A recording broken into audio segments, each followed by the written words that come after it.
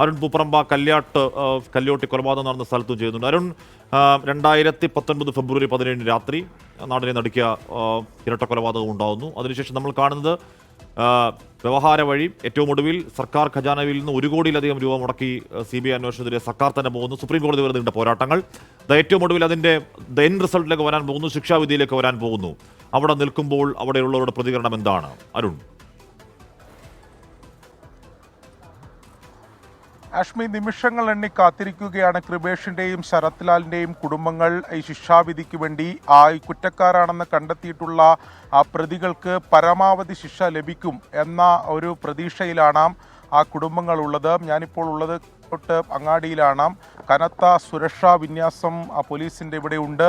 160 പോലീസുകാർ ഇവിടെ തന്നെ, അതായത് ഈ കല്യോട്ട് തന്നെ വിന്യസിച്ചിട്ടുണ്ട്. എന്തെങ്കിലും ഒരു അനിഷ്ട സംഭവങ്ങൾ ഉണ്ടായാൽ ഉടനടി കർശന നടപടി ഉണ്ടാകും എന്നതാണ് പോലീസ് പറഞ്ഞിട്ടുള്ളത്. ജില്ലാ പോലീസ് മേധാവി തന്നെ, ഇപ്പോൾ നമുക്ക് ദൃശ്യം കാണാം, നമ്മൾ മനസ്സിലാക്കുന്ന അനുസരിച്ച് ജില്ലാ പോലീസ് മേധാവി തന്നെ ഇങ്ങോട്ട് എത്തിയിട്ടുണ്ട്. ഇനി നിമിഷങ്ങൾ മാത്രമേ ഉടൻ തന്നെ ഈ ശിക്ഷാവിധിയിലേക്ക് കടക്കും എന്നതാണ് നമ്മൾ മനസ്സിലാക്കുന്നത്. 2019 ഫെബ്രുവരി 17 ഇവിടെ ഒരു കളിയാട്ടം നടക്കുന്നതിനിടെയാണ് ഈ നാട്ടിലെ എല്ലാ സാമൂഹിക കാര്യങ്ങളിലും സജീവമായി ഇടപെട്ടുകൊണ്ടിരുന്ന 2 ചെറുപ്പക്കാരെ നിഷ്ഠൂരമായി ഈ അങ്ങാടിയുടെ തൊട്ടു സമീപമുള്ള പ്രദേശത്ത് വെച്ച് കൊലപ്പെടുത്തിയത്. അതിൻ്റെ നടുക്കം ഈ കല്ലോട്ടിലെ ഈ നാട്ടുകാർക്ക് ഇതുവരെ മാറിയിട്ടില്ല. അവർക്കത് രാഷ്ട്രീയത്തിനപ്പുറത്തേക്ക് തന്നെ അത്തര ക്രൂരമായ കൊലപാതകം നടത്തിയവർക്ക് അവർക്ക് ശിക്ഷ ലഭിക്കണം എന്ന് രാഷ്ട്രീയത്തിനതീതമായി പോലും പ്രതികരിക്കുന്ന നാട്ടുകാർ ഇവിടെയുണ്ട്. നമ്മൾ പല ആൾക്കാരോടും വ്യക്തിപരമായൊക്കെ സംസാരിക്കുമ്പോൾ അത് നമുക്ക്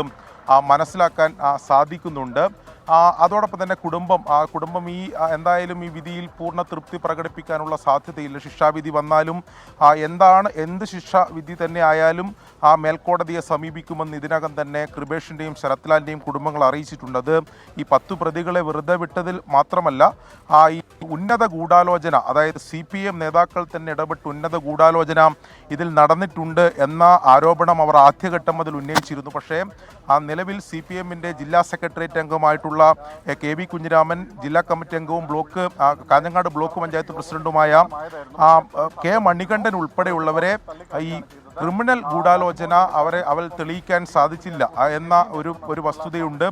അതുകൊണ്ട് തന്നെ അവർക്ക് ഇപ്പോൾ ശ്രീകാന്തൊക്കെ സൂചിപ്പിച്ചതുപോലെ വലിയൊരു ശിക്ഷ ലഭിക്കാനുള്ള സാധ്യതയില്ല. അതിലും മേൽക്കോടതിയെ സമീപിക്കുമെന്ന് ഇതിനകം തന്നെ ഈ കുടുംബവും അതോടൊപ്പം തന്നെ കോൺഗ്രസ് നേതൃത്വവും അറിയിച്ചിട്ടുണ്ട്. ഇതിൻ്റെ ഈ വിധിപ്പകർപ്പ് ഉൾപ്പെടെ ലഭിച്ചതിന് ശേഷം അത്തരം നടപടികളിലേക്ക് കടക്കും എന്നതാണ് എന്തായാലും അറിയിച്ചിട്ടുള്ളത്.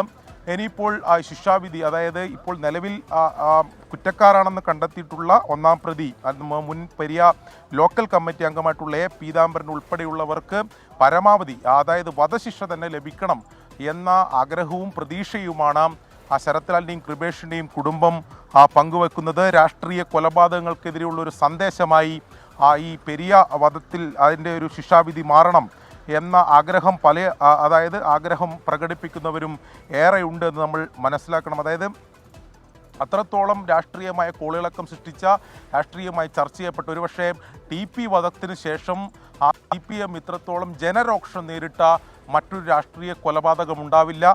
ആ രാഷ്ട്രീയ കൊലപാതകത്തിലാണ് അല്പസമയത്തിനകം എറണാകുളം CBI കോടതി വിധി പറയാൻ പോകുന്നത്. 19 വയസ്സ് മാത്രമുള്ള യുവാക്കളായിരുന്നു, ജീവിതത്തിലേക്ക് കാലെടുത്ത് വെക്കുന്നവരായിരുന്നു. രാഷ്ട്രീയ കൊലപാതകങ്ങൾക്കെതിരെ നാടിൻ്റെ മനസാക്ഷി വളരെ സജീവമായി നിൽക്കുന്ന സമയത്താണ് ആ 2 യുവാക്കൾ തെരുവിൽ ചോരചിന്തി വീണത്. സ്വാഭാവികമായ മനസാക്ഷി ഉയരും. അത് ഏത് രാഷ്ട്രീയ പാർട്ടിക്കാരാണെങ്കിലും അതിനെതിരെ, രാഷ്ട്രീയ കൊലപാതകങ്ങൾക്കെതിരെ, നിരപരാധികൾ കൊല്ലപ്പെടുന്നതിനെതിരെയൊക്കെ വലിയ ജനരോഷം പുതിയ കാലത്ത് ഉയരുന്നതിനിടെ ആ കാലത്ത് തന്നെ TP ചന്ദ്രശേഖരനൊക്കെ ശേഷമാണ് ഈ സംഭവം ഉണ്ടാവുന്നത്. സ്വാഭാവികം വലിയ ജനരോഷം ഉണ്ടായതാണ്.